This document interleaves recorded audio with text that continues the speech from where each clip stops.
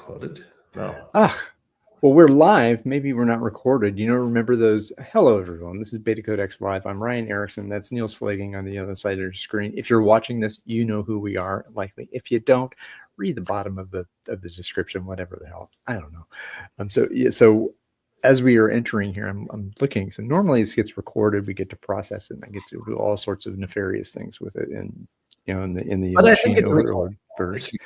Yeah. It is okay. So very good. Okay, all right. It still says you have low disk space for some reason, but either way, who cares? So what I do care about, and what you care about, is bringing the beauty of beta to the world. And in order to do that, folks need to buy beta. Well, they don't need to. They could do the research themselves and kind of go through and ask. But on occasion, folks seek the advisory capacity of either you or myself or another beta consultant out there, and ask for a proposal. Kind of, what are you going to do? Why are you going to do it? That's the coin of the alpha world, right? Propose, and then we're going to exchange, and I'll do that kind of shit.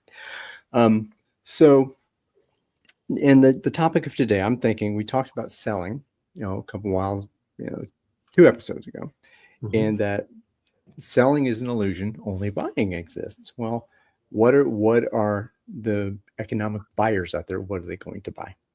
And so I thought, well, many of them will want a proposal. And in terms of what we're offering, in terms of beta transformation, what would be an alluring and distinctive kind of proposal that would possibly light some fires, that would say, oh, I want that. I believe that you're saying this thing that's really fantastic. And so my desire to explore that with you is that, well, what does that look like? What has that looked like for you? I'll tell you what I've been struggling with it. Okay, please do so. And yeah, so anything you want to say about before I go and share my pain with the world? First, I'm happy that you suggested this topic, Rijon, because I think it's essential. Of course, we will not be talking exclusively about proposal writing, but also about, how do we need to position ourselves to be able to write a proposal? What comes before writing the proposal, and what is the necessary context for writing a proposal for beta consulting as well, right? And I think some people might be attending, so I think you will also show comments. If comments arise, Rijon will. This is nice. Thank you, Astrid.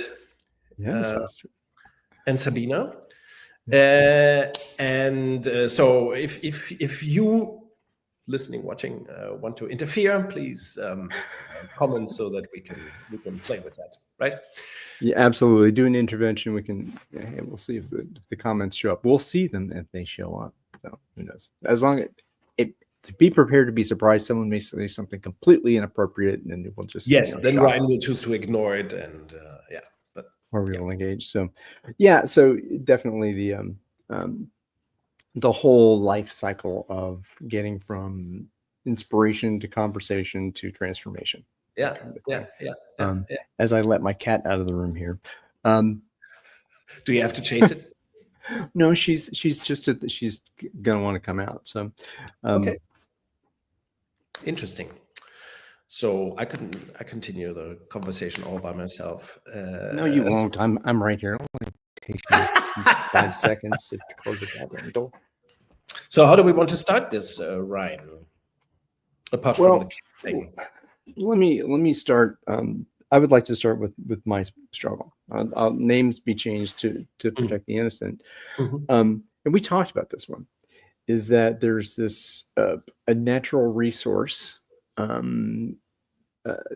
governance issue. That's there's some laws changing in an area, and the folks in that area, some who happen to know me and say, "Hey, what's this BetaCodex stuff?" And we think, based on what we've read, we think this might be applicable to our environment. Is that because we really want to have this citizen-based governance and all the kind of transparency and flow.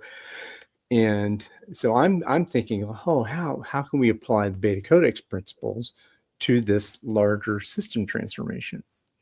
And so I trying to go through that process again. You and I talked about it and drew some boundaries around. Well, when we talk about the BetaCodex and open space beta and cell structure design and relative targets, we're really talking about the organizational container, right? A single organization. Yes. And so that kind of that disappointed me because like, oh, I want to do that, but there's still. So we'll take the patterns there, but the challenge that I had in that context was that okay, there's not someone asking for beta in that environment. No one's asking for it. So we're going through that. How do we write a proposal that like a statement of this, what we've observed from the outside, and to and guess inspire these folks to, I hate to say it, I was going to say buy in like old like alpha language, but to have some insight about what we offer, right? So that's kind of the proposal without a buyer. I think that's the problem. Yes. So you cannot pitch yourself to beta, and I think you cannot propose yourself to beta. You cannot pitch yourself. Is that what you said? You cannot get a client for beta transformation through a pitch or through a proposal. I think that's very important in the context of our conversation today.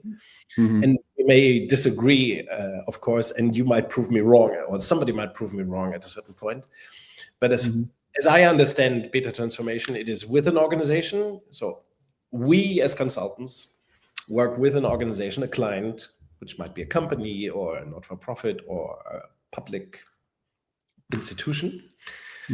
And I think it's very important to understand that before you write the proposal for the transformation, you need to have the client relationship. So you need the sponsor. You need to be in touch with that person. You need to have clarification with that person. Proposal writing, I think, is the last point. And I think the kind of business that you were doing at the point that you just spoke about, it's a little different, right? It's the kind of process that you start with a proposal, the concept, and then you discuss it and you see where it goes, or you pitch against, or you propose against in a selection process, let's say. Yes. Yeah. So you'd never get that close to the client, to the economic buyer, as we sometimes call the client, or the sponsor for beta transformation. And I think it's unlikely for us to succeed in getting to beta transformation that way. I'm waiting to be proven wrong, of course, but I think it requires, as I think Silke would agree with me, and arguably we have the most experience in this thing. The main role of us as consultants is to give the client, the sponsor, safety, so to speak. Yeah, so that the sponsor knows I can do this. You know, with this consultant, with this advisor at my side, I can do this. I can pull this through. They know the method.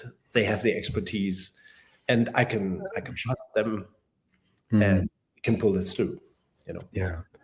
You're mentioning trust and safety, right? That also implies a sense of certainty, which is not. It implies that, you know. So I'm trusting. Yes. I'm trusting in your guidance. I'm trusting the process, and which I never say. This old adage, trust the process, I do not use it, and I despise it personally. This is a very personal thing. I think. How dare you have an opinion? Our clients shouldn't trust it. They should trust me. The process, open space beta, that's the process. That's not something to be trusted. It's the logic of how it will work. But ultimately, they have to trust in us as consultants that we together can pull it through. Yeah, see it through. I think that's the best bet. See it through. You're talking about the relationship building, right? Yes, exactly, and that comes before the proposal. That's why I'm mentioning it, and it's a different thing in the kind of business that you just mentioned, where you as a consultant are kept at an arm's length before you get the contract. In principle, it's impossible to build that kind of relationship with the sponsor. Yeah, which is why in our work, as the way we do it, let's put it like that. Yeah. I'm not trying to convey the ultimate truth, even though I think I have it. But there may be many ways, and prove me wrong, right? Yeah. This is the invitation to everyone. Prove me wrong, yeah. But I think beta transformation is very much relying on advisory. And advisory is a personal thing. It's a relationship thing. So in order to see this through with the client, a beta transformation that deserves the name to see it through, you must have a personal relationship with the sponsor, right? And that takes a little bit of time to build. It takes a workshop and so on. So I believe it's a beta transformation doesn't fall from the sky, and I think it's unlikely that people would invite even me. I'm as an expert, with books published on the matter. Nobody would call me and say, "It's tomorrow we start the transformation." You're hired. Well, they would say they would probably say, let's first have a session and talk about it, right? And we want to know you, get to know you, and see if you are competent, and see if you are fun to work with, and all this. And that. So the proposal we are talking about is always the second proposal. The first would be a work session, a workshop, that kind of stuff. And this relates to my first piece of advice. If you want to write that kind of proposal, don't be a trainer. Oh, this also comes down to the being on equal footing. Exactly. With the client. And to what's your role in a transformation? What will it be? It's not to train them. It's not to qualify them. By the way, I think this is one of the things we recently talked about, Daniel Mesick and open space agility, the two of us, among us, very recently. and I think one thing that he always did was to present himself as a trainer in a way. Right? In open space agility, the so-called coaches are trainers, qualifying the client during the transformation. We don't do that. It's been both. It's been both, but but it cannot work. It cannot work because the mind of the master. You cannot be both trainer and consultant. The master of ceremony in a beta transformation in open space beta cannot sell him or herself as a trainer, position him or herself as a trainer. Be an advisor, true advisor. There are great books about that by David Maister, True Advisory or Professional. The Trusted Advisor. The Trusted Advisor, that's the book. Reading that this morning. Yes. Wonderful book. Yeah. So that kind of posture, that kind of positioning is necessary. Otherwise, you cannot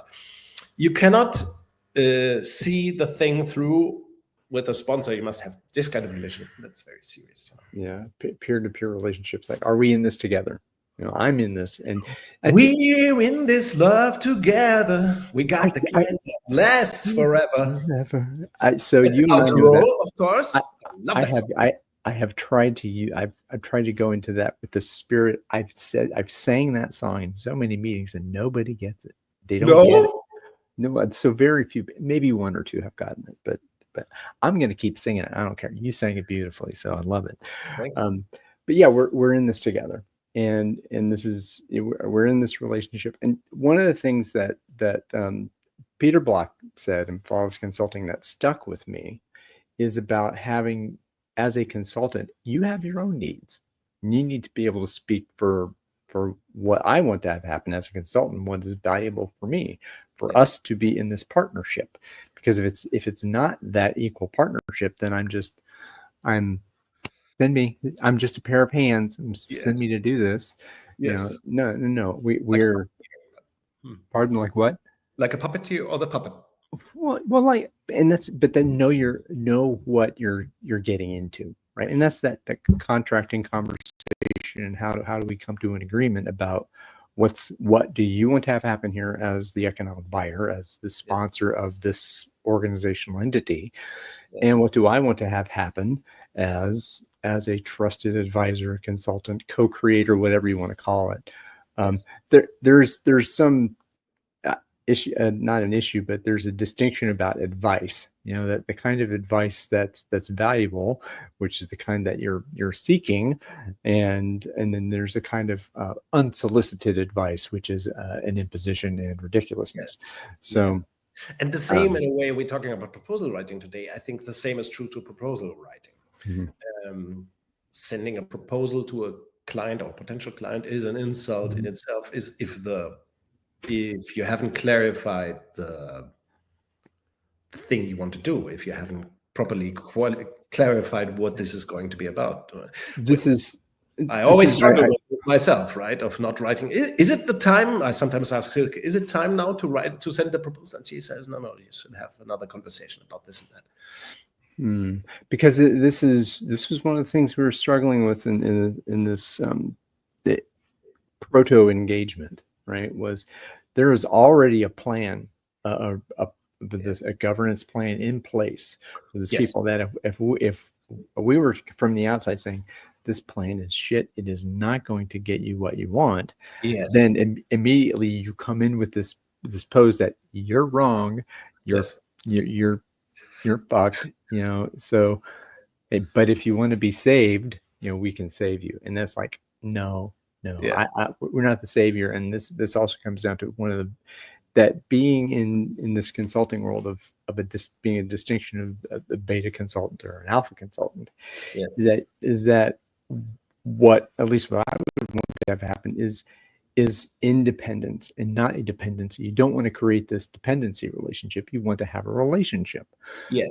And it's like if you're always this is beautiful about when you talk to folks, it's they're asking you for advice, and oftentimes you'll say, you think about it. That's I'm not going to tell you the answer, but or they will ask you for something and you'll say no.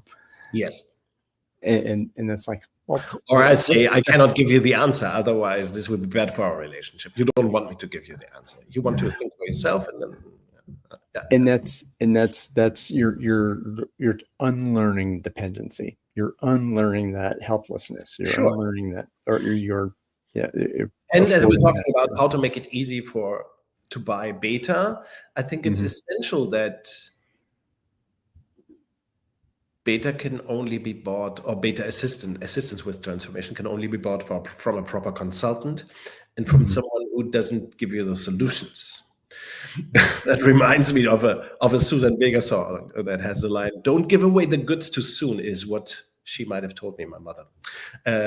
So don't give away the goods too soon in beta advisory either. There's a part of that too. This is just to clarify, because I might come over as an asshole saying, don't give answers. That may sound like secrecy or sales tactics. It's not. Of course, the idea of a beta transformation is that the client needs to figure out things for themselves anyway, right?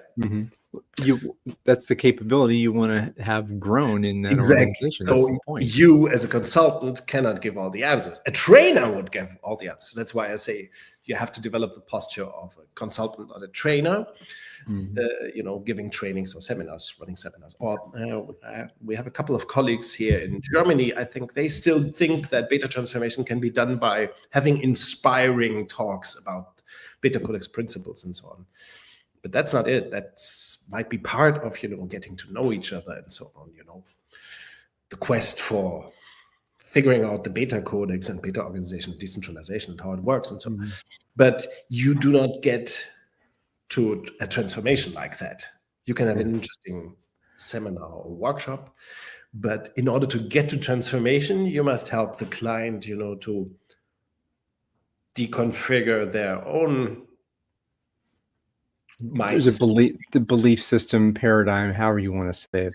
Exactly. And for that, we cannot be teaching too much. We cannot be giving too many answers. We have to, we cannot use case examples. We discussed this as well. Why cases do not work, because they kind of erode this relationship on equal footing. We need to do proper advisory, proper beta consulting, which is what we're discussing in this session, right?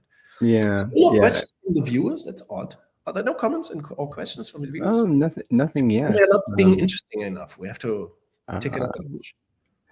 We need. I'm not gonna. I was gonna say something lewd, but I don't want to say anything more. That's lewd. We have a few folks watching, and we'll go there. The thing we talk about the idea of the case study, and that I was in a course this weekend. We weren't talking about beta, but we were talking about a chosen agency, right? So that transformation from alpha to beta in other structures, right? Let's say in a social structure, and there's this it's like, can we have, this even happened in the proposal, can we have a story we can bring in the proposal a place where this has worked before, right? Yes. We can have a case study in the proposal. And I heard something recently was that, the story you tell, it's interesting the first time. It's interesting the first time, but it's every time the story is told, it becomes less and less interesting because you've heard the story before, right? I mean, so you hear whatever we hear. I mean, yeah, I tell the Atlanta 96 story about open space technology. I tell it time and time again. I make sure that I'm telling it for the first time. So that's the time it's interesting. But like oh gosh, I'm trying to think which transformation. Well, I can give you an example. Today I saw an email. There's a group of people who talk about self-management. They're called corporate. Yes. And they send out these email newsletters about case studies all the time. In today's newsletter, they even kind of sold a transformation case. That's mine. I did it with a company, but they never indicate any sources, nor they put a story there with the company's name, make it interesting, but they never refer to who did it, of course, because that would be me. It doesn't matter, but these sources, on the other side, you just put it correctly. These stories are boring. They don't explain anything. There's and I always wonder who gets inspired to do their own beta transformation, through nobody, I think. Oh, thank you, Astrid. That's very nice. Very kind of you. So I think, again, case studies in a way are useful to prove that it is possible, but never to convince anybody that it is needed. And that can, to develop this conviction, we really need to get away from alpha. We really need to free ourselves from command and control. You cannot inspire that by cases. Never. It's the exact opposite. I think cases are extremely boring in that sense. They never inspire a sense of urgency. So they are not the solution to the consulting or consultation or advisory problem, the transformation. Well, I think it's also a pathway to dependency, right? If I'm selling you a case study, well, here's the blueprint. Cases more that we researched during the last 11 years, traveling the world, so we can show you, we can slap you with 50 cases. Well, so there is some interest. China, it's very boring. The case studies are, at one point you think, if you say, it's possible. Now, how might this be possible here? Not because there is different. So how can I make the case study for us? How can we be a case study for ourselves? But even that is just kind of like jerking yourself off. Exactly. The right stance, I think, is to say, let's first fix the problem ourselves. Let's first transform, and then in a year or so we can take pride in having accomplished. Not now. If you want to be a company trying to be a case study, is as bad as a company trying to make profit for profit's sake. It doesn't make any sense. Oh, oof, boy, that's a super alpha concept. So Astrid has a question. Oh, that's wonderful.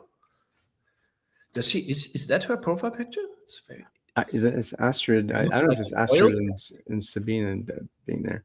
Okay. So besides the trust on being able to do it properly, clarifying what you are going to do, not giving all the answers, but being on equal footing to advise. What else? It's a long list already, right? To make beta easy to buy. Great question. So trust on being able to do it properly, clarifying. If cases are not inspiring, why did so many big orgs get inspired into replicating the non-existent Spotify? That's great. Astrid, you should show up, or you both. We did not pay Astrid to do this, so you can show up off. Do you want to try to give an answer? Our answers will probably be different, Ryan. If you have one, I have one. The Spotify model question. The Spotify model question first. Spotify model. I think it's it's an easy story to tell. It's an easy story to explain. Yes. And Spotify's a big thing. Yeah. And the thing is that story, when you go back to Henrik, I think is the guy who was involved, Henrik Knudsen or something. Yeah. You go back and say, we never really did it like the way that's out there. But that's the beauty that's the power of the whole Spotify model fed. It was that it wasn't anything. It was completely flexible. It was everybody could use it. Grab it. I can say we have guilds and tribes and all this kind of stuff, but when you really don't change the structure at all, you just put different labels on the structure. I think the Spotify model also sold it's off already, right? Can you show the question or the comment again, please, about that? Oh, yeah. Why did so many big orgs get inspired to replicate the non-existent Spotify model? I think one of the answer, yes.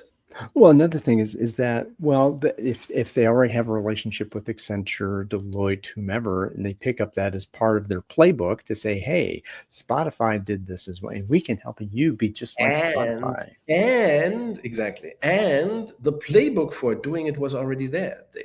The big consulting firms just took the playbook for matrix organizing, which they had run for 20, 30 years, I think. Yeah. They just changed the names to Spotify model names. Swags, blips, blobs, no, guilds. Guilds, tribes, and... tribes, flops, and blips. And same approach, new wording. So it had to be a hit. Henrik Kneiberg, Astrid, is correcting me here, so thank you, Astrid. And of course, it's not foul play. It's all, But can we go back to the other question? I think that was even sure. So how to make it easy to buy? Create a proper relationship with the client or the sponsor. Clarify. Don't rush into the transformation project as well, but first have a few conversations, workshop sessions. We sometimes have this discussion, Ryan, I think, right, about how much of it can you do virtually? Yeah. My belief is more on the side that you shouldn't try to do too many things virtually. You must meet, but the jury is still out there. What works and where the limits of it are, and how much you can virtualize this. But meeting face to face is an important part of getting to the client to buy, sit at the table together, break bread together, and have a glass of wine, that kind of stuff. Have an experience, that's not mediated by any.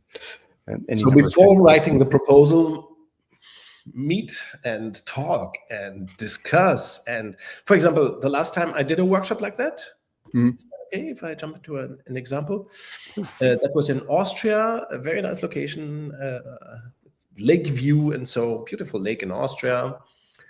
And we had a conversation, let's say, directors and they got really confused by all these provocations that come with beta, the deconstruction.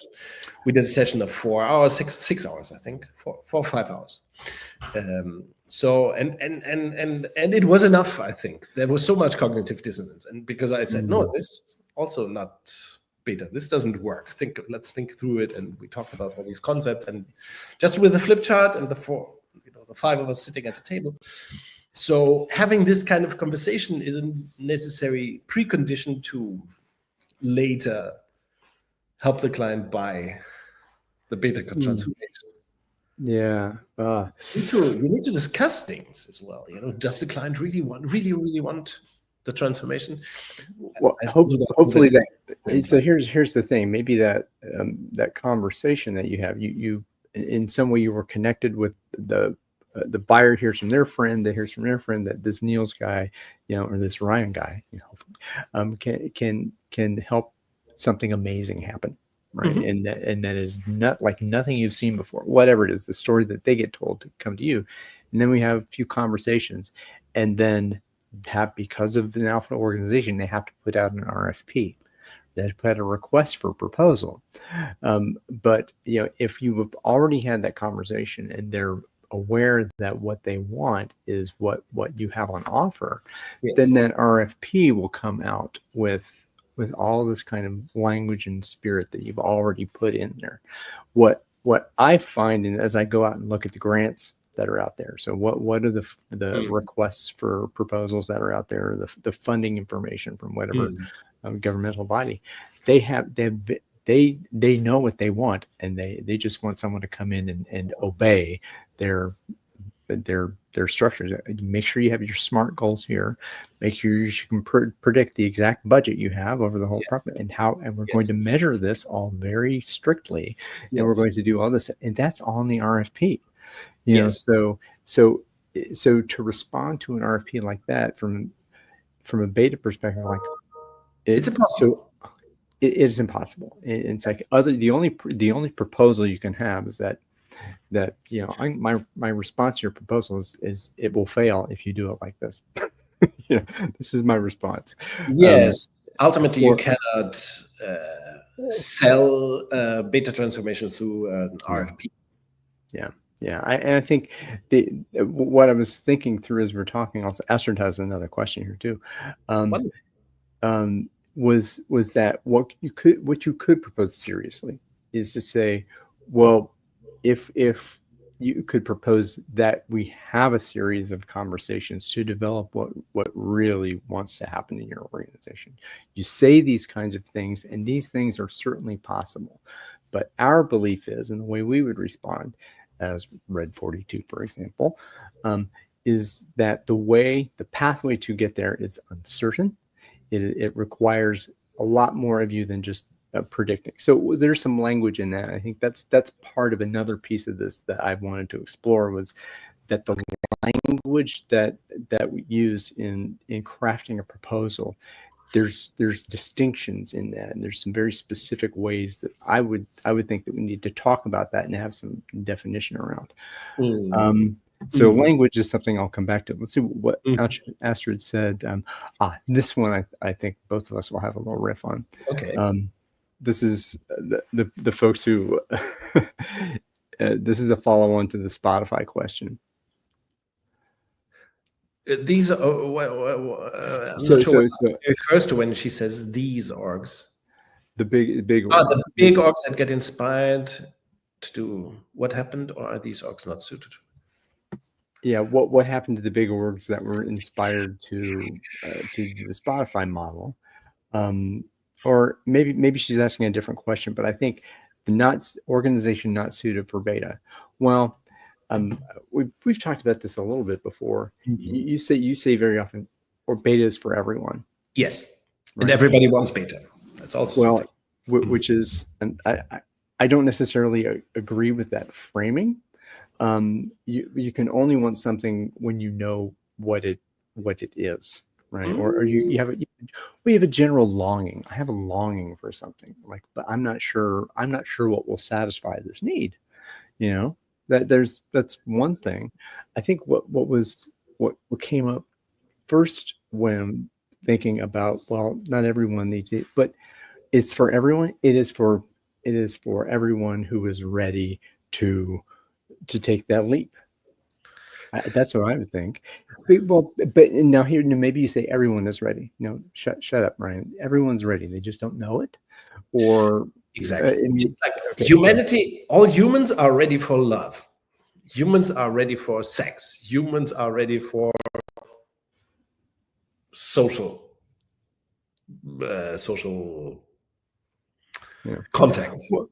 Humans are, certain things. It's what is your belief about human nature? I mean, that's what it yes, and about what's natural to human beings.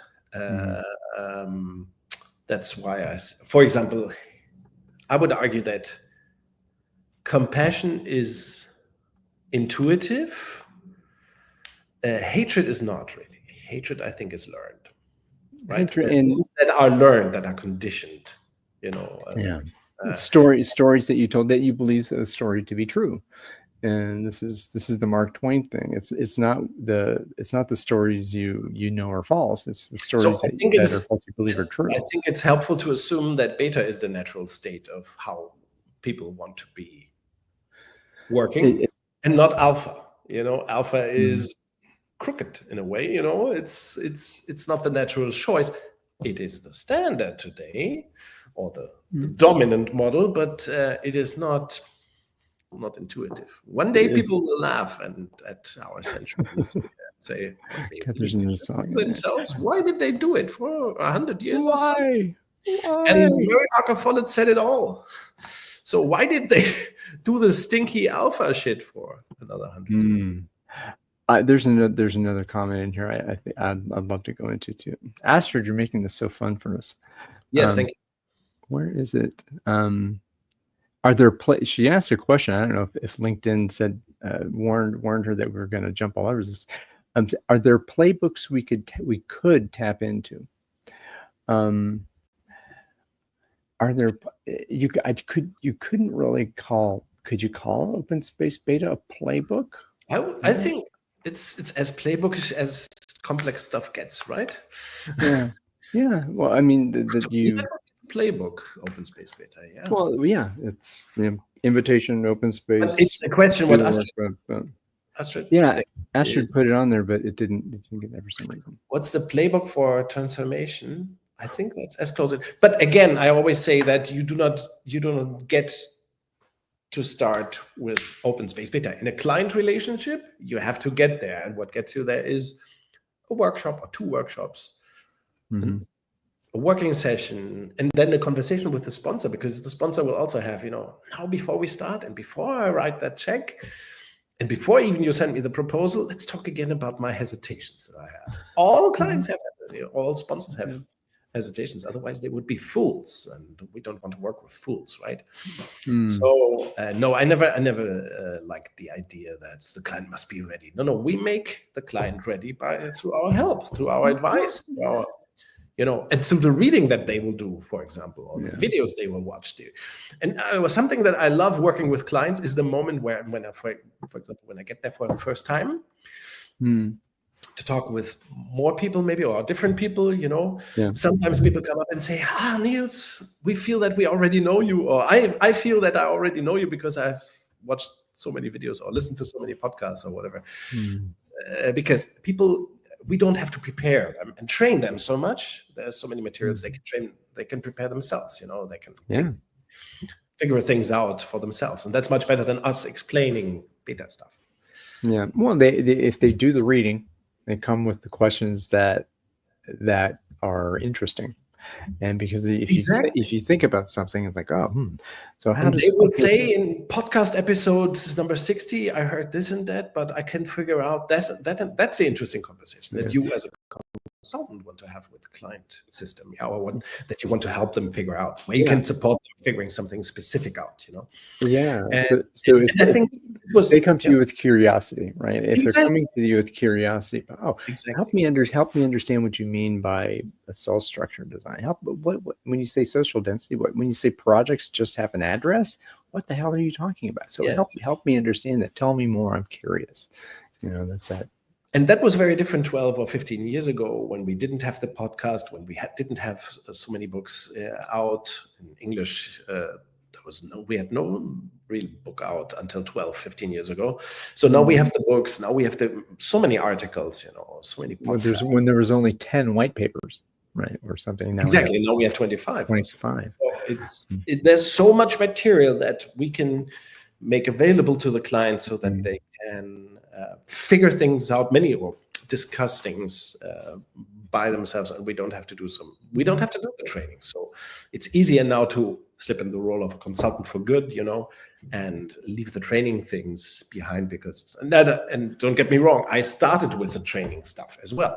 I thought that if I have my great PowerPoint deck with 100 or 200 great slides, then everything is good. No, it's not. We need the mechanics of Open Space Beta. We need Open Space Dev, for example. Yeah. We need to all. I think it's safe to say that without open space dev, I likely wouldn't do any transformation either. At least if the client has 50 or more people, we should do an open space dev. Mm-hmm. So these social technologies, or maybe Astrid. There's another question from Astrid here. What's the playbook? The playbook is workshop, do an open space as part of the transformation as well. Usually you will need the open space beta approach as well. But certainly you will need workshop sessions. You will need the sponsor as well. You will need some time boxing of the process, and open space dev. Yeah. I mean, there are books, so I guess you could call the books a playbook. You could draw, this lovely. I would like a few copies of this, but you draw something like this, that's playbooky as it gets, right? Yes, we have the open space beta timeline for that. We do, and I have the lovely poster. I used to have it up here because what you just showed is the open space agility timeline. I think it's very. No, it's good. It's good. But when we developed in 2018, when we developed open space beta, we thought, okay, this is hard to understand, and so I tried to figure it out for myself, how to make it easier to grasp what the elements are, and we came up with the open space beta timeline. Anybody look this up on the internet and see. It's like a pattern. Well, the also thing I want to say that it's a playbook because that pattern, the PrimeOS pattern, can be used for any number of principles, and that you bring in that there's but you add the flavor to it that makes sense for open space dev, makes sense in an organization specifically because there's time constraints that you don't have in certain environments and things like that. Yeah, so I want to get a couple comments back up here. So there is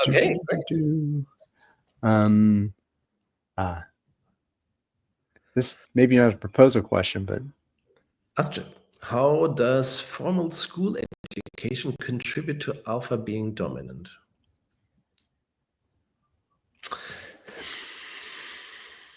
Let's turn this around. I have an answer. No, okay. Yeah. You give an answer, non-answer, and I then give another non-answer. Well, so if you ask, what is alpha? If alpha is the single structure, authority, hierarchy, measuring kind of domain, right? Well, how could it not contribute? If I am learning to be dependent on someone else's measurement of me to gauge my performance and my satisfaction with whatever it is, how would that not translate into how I engage in the work world, right? So if I've learned how to do this from as soon as I get a grade in a course where I'm sitting in rows, looking up at the teacher and saying, "You're right, you're wrong, you're right, you're wrong." Oh, and if you do this, you will get more cookies at the end of it, And so how could it not? And so that I guess I don't know if that's an answer. I would rather it not be an answer, but I think the more interesting question is at what point, at what time of intervention would be maybe not the best place? What would be an opportune time to intervene in this I'm going to say development stage, and I know you'll crap all over that, but as a child matures through the school system, as they get more information about how to behave and the protocols of living, at what point do you say, all right, instead of sitting in rows together, we're going to sit in a circle, and we are not going to learn from me only. We are going to learn this together with each other, for each other, and we are going to have a different way of being together, right? So again, I don't know, the when question is, it kind of comes down to, well, put your kids in Montessori school, and then this is something that I was reminded of as well by Astrid's question. And of course, one of the greatest BetaCodex company cases that once existed, it doesn't exist anymore now, it's an alpha organization, was Google. So until maybe 10 years ago, Google was an excellent beta case. Now it's not anymore.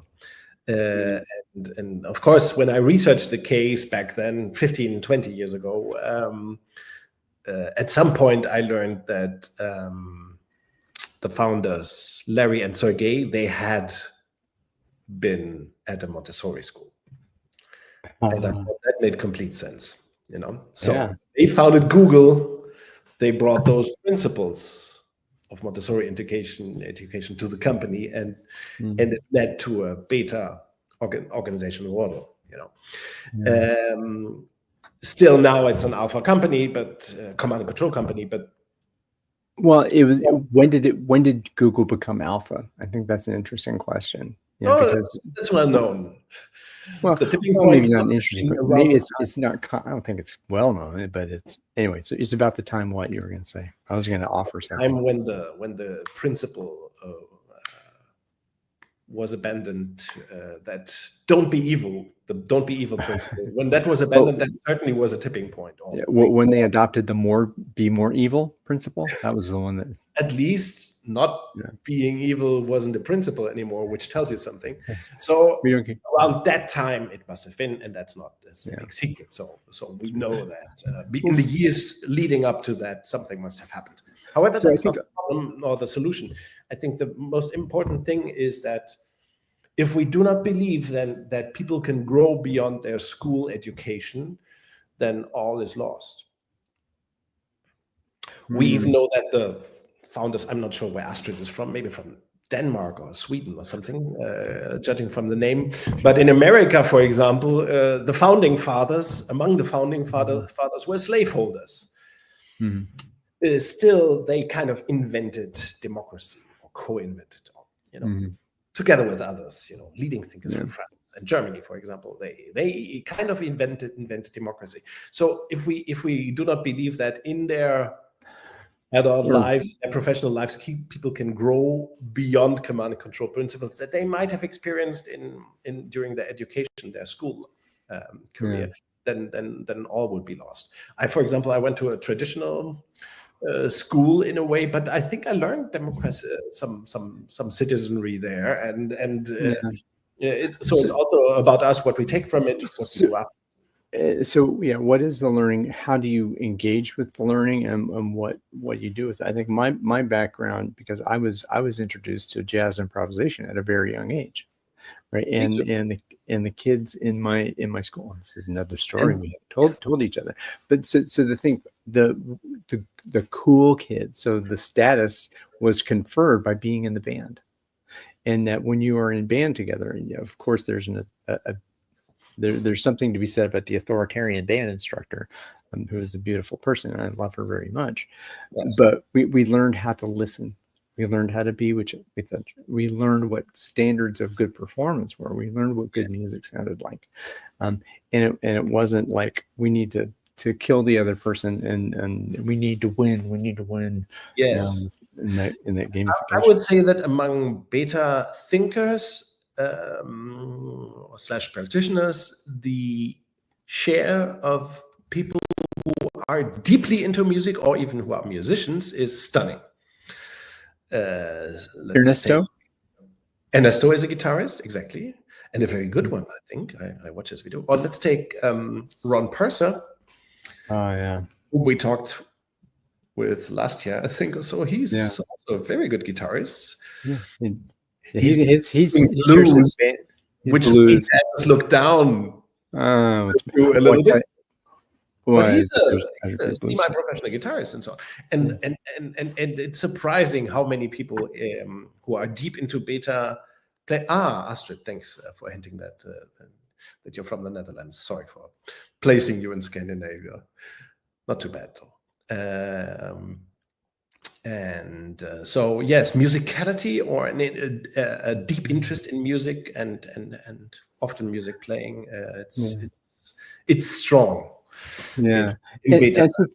And so education is not the only route. School education is not the only route to beta thinking. Can we put it like that? I think that would be a nice answer. Yeah, well, and I think this is also there's a whole other thing about how musicianship plays in.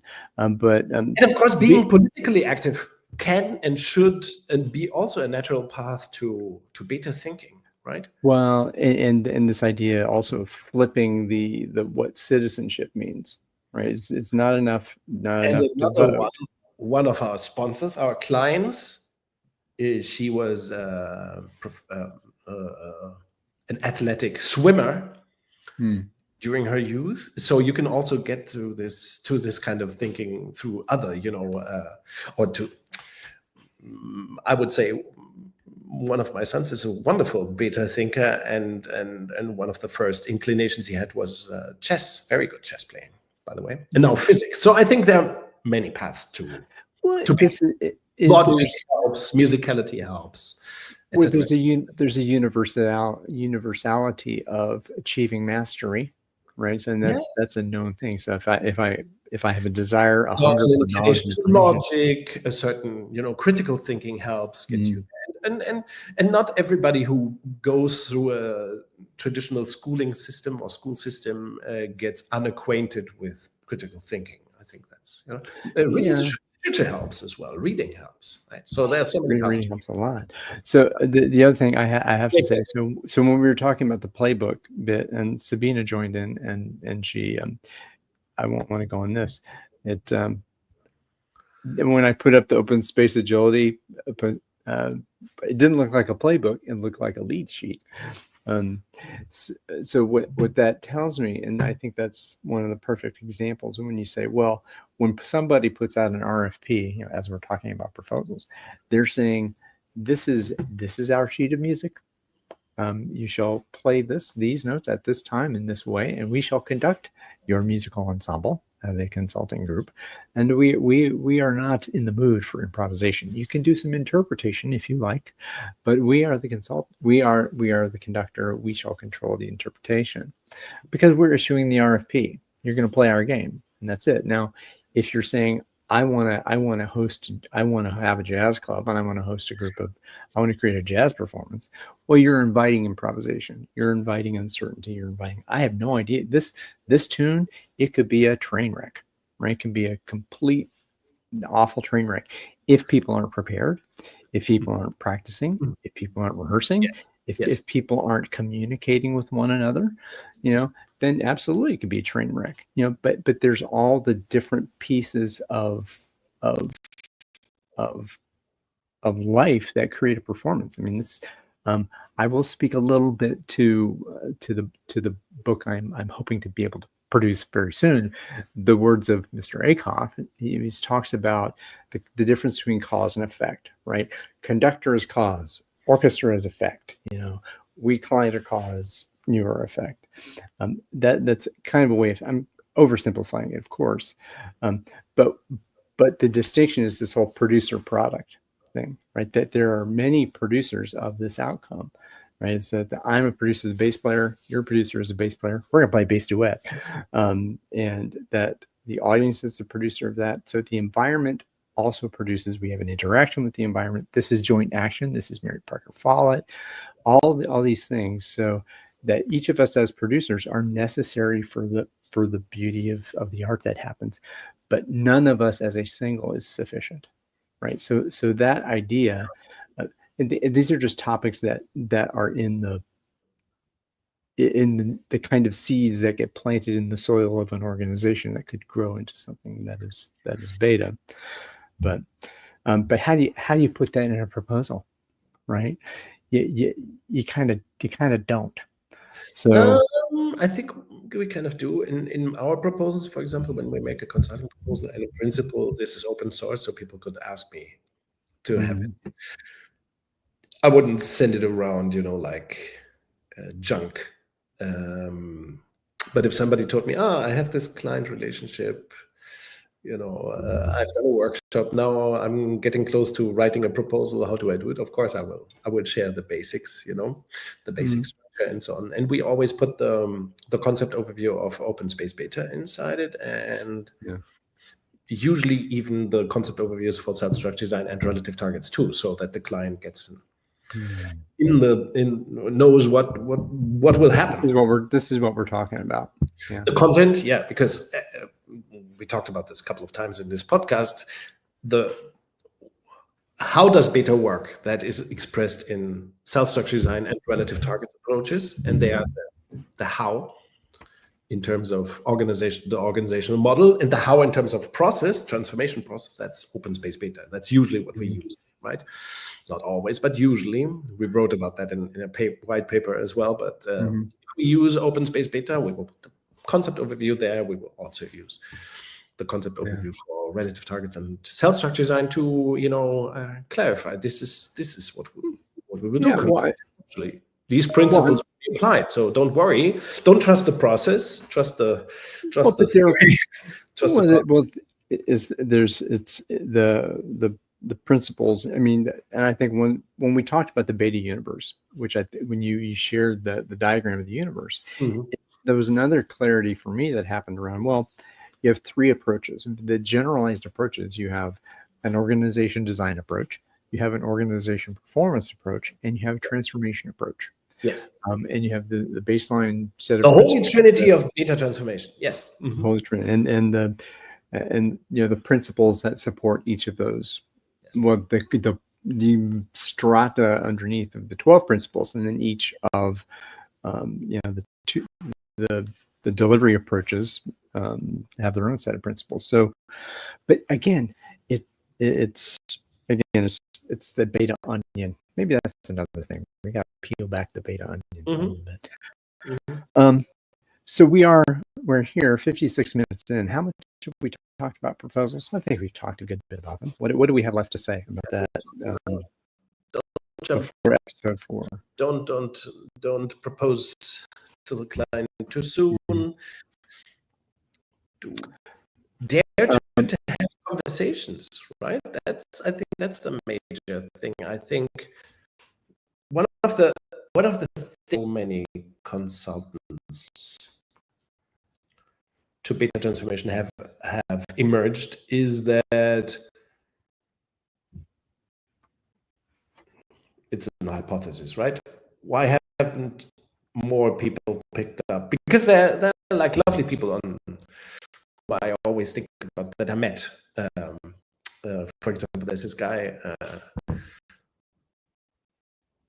Ron Quartel, very nice guy, very smart. Or take with Drew. So there's so many in our cosmos. Let's say there's so many smart people, wonderful people, who could obviously do this, pull off this kind of transformation with clients. Of course, I sometimes wonder, okay, well, why don't they do it? At least to my knowledge, why don't they attempt? And I think there are several good reasons, or maybe Astrid might be asked other risks, and so yes. Well, there's knowledge is not exactly, enough. And teaching is not enough, and educating the client is not enough. You have to want to be a consultant. Yeah, I think it has to be the challenge is: do I want to be a consultant? Do I want to? And I do not mean bullshit thing. McKinsey, that's not a consultant. Do I want to be No, that's never what I would say. But do I want to be an extended workbench for a company? That wants. Yeah. Do I want to be a pair of hands, or do I want to be someone in? Exactly. Do I want to be a brain or a pair of hands? Consulting to me is a person with hands and brain, preferably.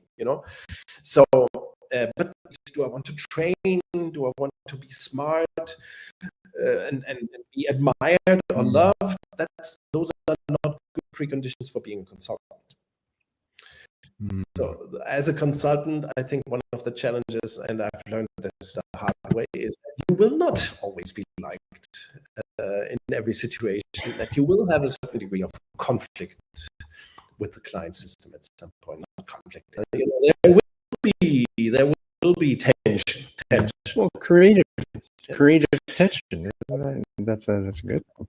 Yeah, sure. And you have to say the client no a couple of times. Very important in beta transformation. It's really important. It's not so much the good advice you give, which is important, but also that you can shit. that you might, so don't do it, and I will explain to you, but it's very important that you don't do it. That's very, very much the essence of, I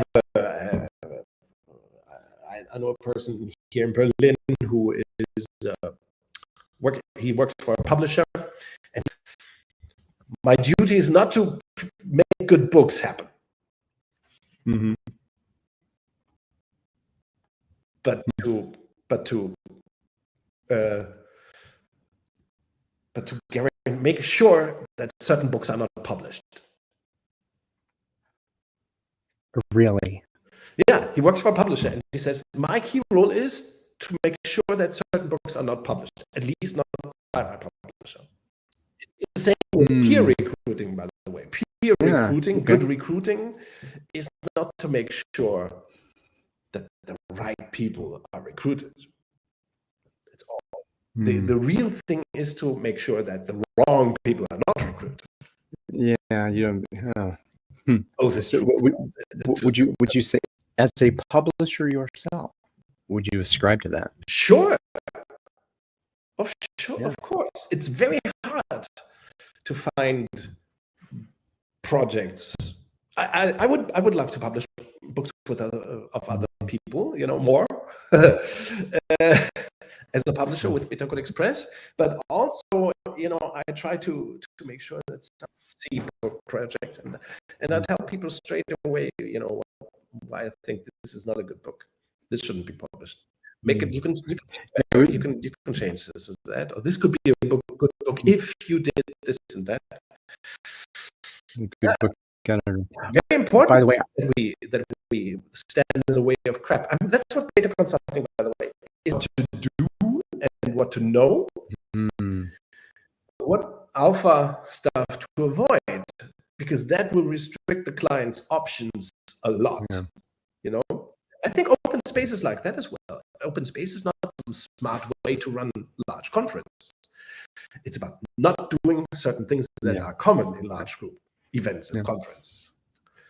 So cut away the alpha bullshit, etc., the command and control, and beta is the natural thing. That's what we always say in this podcast, right? Yeah. I think at one point, I wanted to say this too, is that every startup is born in beta. Exactly. Naive beta is the natural thing for an organization to be built upon. Unless you have an authoritarian bastard. But then again, when you only have two, this is a topic. I think it's a topic down the road. Is that how does, if you're a naive beta, if you're a startup, there is a point in time where somebody has the bright idea to say, oh, we need to bring in the adults, right? As soon as you bring in the adults, you have the board and the funding and the angel. I mean, all that kind of stuff that happens, and that those patterns of extraction begin. But that's I think it's a different story. It's not a proposal story. We have. Let me see some other. There's a question here. Anything more? Astrid, see you later. I actually invited Astrid a few minutes ago to see if she would come online with us. But we can do that for another episode as well. Yes. So let's see. There was. Let's see. What is the reason that fast beats beta? It doesn't. It's different. It's not the same thing. I don't get it. Can you explain this to me? This is we're talking about Quint Quartel. That's his bit. His concept is called fast agile. Yes. Yeah. I remember it. Yes. Okay. Yeah. Yeah.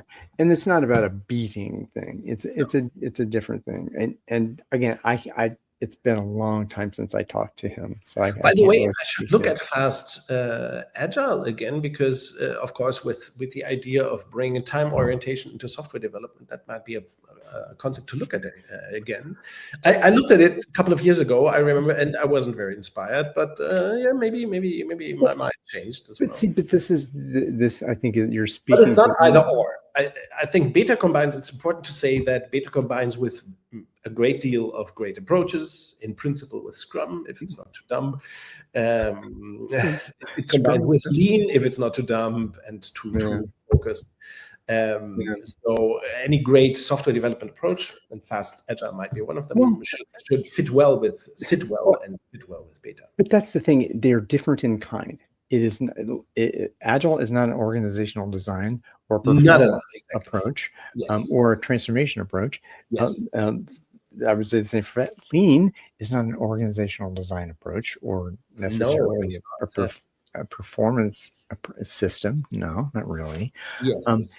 And so it's different in kind. And I think nor is the BetaCodex a complexity sense making framework. One of those, which would be which would be ridiculous. Yes. So, but either way, but to get in that conversation, you're getting in the wrong conversation. We're talking about this turtle is a better tomato than that.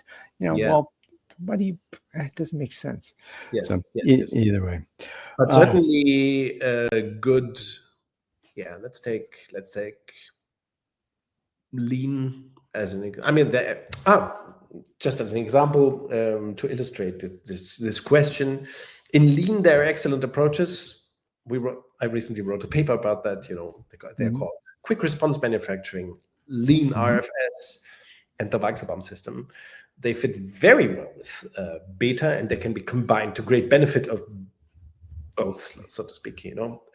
Quick response manufacturing, for example, can be an enabler of beta transformation, but beta social technologies like self-structure design and relative targets and open space beta can be great accelerators to make quick response manufacturing happen. So beta is not at all a competing framework with other frameworks. Not at all. They're just some things that make sense with beta and others do not make sense with beta. Yeah. And I think this also goes, sometimes, and what I have seen in several of the grant proposals I've written, and with the grant processes that happen, is that they're asking for partnerships. They're asking, so who are you partnered with when in your offering, right? And so, what you're saying makes perfect sense, because the BetaCodex can support any number of things, as well as, so you want to have agile software development. Well, in order to have that actually work, and then what needs to happen is this sense of shared ownership, shared accountability, responsibility, and organizational structure that creates a set of affordances for that to happen. And that could be, hey, you want to do this? Well, hey, you Agile dude, well, we can accelerate that Agile. We can partner. We're not adverse to partnership. It's the whole point of doing this stuff with each other, for each other. And in saying a proposal can be designed in partnership in many different ways. So I think that's also, there's a sense of openness in relationship and improvisation that all sorts of possibilities around that. Wow. It is, God, I can't, do you remember the Carol Burnett show? Would that ever come into your consciousness? Carol Burnett? Yes, maybe. No. Carol? Okay. Carol Burnett had a variety show in the 1970s, or Landing, by the way, up to those of you out there, we're kind of having a soft landing here. She always sang the song, "I'm so glad we had this time together." She always sang that song, and I need to learn that tune so we can actually sing that, maybe put it in musically at the end of our stream, and then maybe YouTube will, if we use only 10 seconds of a tune, I think we can actually do it. Yeah, I think we can get away with it. I got to figure that, but I will do that. Is there anything that you wanted to say that you did not get the chance to say today? No, one thing that came to my mind a couple of minutes ago, and I didn't say it out loud. If you want to get going with beta transformation, with beta consulting, get in touch. Don't try to figure it out all by yourself. Get in touch, get some kind of advice, maybe even supervision if you like. You don't have to invent the wheel or reinvent the wheel. There's so much experience, and of course we wrote a couple of research papers, those with patterns in the title, I think number 20 to 23 or so. Yeah. We wrote a couple of research papers about the patterns we observed, and that should be helpful as well for those who want to engage with clients in beta transformation. Yeah. or even workshops about beta transformation and so on. And but there's no reason why you should not get in touch. Can give an example. There's a colleague here in Germany. He attempted beta transformation with a client. It didn't go so well. Didn't go as well as it could have gone, let's say. Mm-hmm. And now we are in touch. We're discussing these things, and it's great, to clarify, what went wrong, what did we do. Oh, also, I'm happy to talk about the mishaps that we did and that we experienced, prior to Open Space Beta and even after that. Yeah. So let's talk. Don't try to be a single. Don't be a savior. Don't try to be a savior or a guru. Yeah, don't try to be a hero. Why not get in touch? Ultimately, this movement is another hero. We don't need another. Tina Turner. Yes, of course. Okay, there was a bunch of stuff I was thinking that might have come up today about proposal writing, but but it hasn't. We talked refreshingly little about proposing writing in this session. Okay. Yeah. Well, but I think we did what we did talk was actually the making beta easy to buy. Yes. Well, how do you make it easy to buy? It's not about making it easy to buy is not about writing a proposal to somebody. It is not responding to someone else's alpha bullshit. Exactly. It is becoming into relationship with someone so that they understand and are curious and they want to be in relationship with you. And to have trust in that. If you have that trust, that they will want to travel with you, you will want to travel with them, and make beautiful art with their organization. So singing a song of beta, right? And now, of course, we have the most number of viewers at the end of our show than we did the whole time. Yeah. Let's see. Well, there's a whole recording coming up. Yeah, there's a whole recording. We'll put that out there. So where can people find you, Niels? Other than this lovely podcast that we have every 2 weeks? Get in touch through LinkedIn, and also can I remind people to sign up to our Substacks, the BetaCodex. Yes. Substack, I think, is the best social media, non-social media platform that exists today. It's a content platform, really. It's like made for journalism. Thank you for placing the links. The BetaCodex has this Substack, and humble Red 42. I have my own Substack as well, so I'm publishing on both platforms. Content is different. It's not like mirroring each other. There are different pieces of content appearing on both these Substacks. So subscribe to that, read the stuff, get in touch. Oh yes, there's also Ryan's YouTube channel. Yeah, we are riffing now. So. And there is a BetaCodex network YouTube channel as well. You can be part of the BetaCodex LinkedIn group as well, which is very active. And recently we passed the mark of 2,700 members. Right. So we have the active group badge. We had it for a while. We don't have it anymore. But okay. So it's bullshit. And the most important thing is that we do not tolerate garbage there. So you will find a really tightly curated group with good content and good stuff. Yeah. So get in touch. Let's talk about it. Yeah, and if those of you out there who are seeing this whenever and however you are seeing it, good now to you. We are open to suggestions. You may give them to either of us on LinkedIn, reply to our Substacks, even Facebook. I stream this on Facebook even, so and folks watch on Facebook. Great. But we're open to new topics and new thinking. And if you want, and if you got a take, you've got a take, and you want to share it, and it doesn't suck. You want to be guest discussing with us? Also, that's possible. Absolutely, Astrid, I've invited you, so you get to. Yes, if she likes it. And so we're always open. Open space. So, all right, my friend.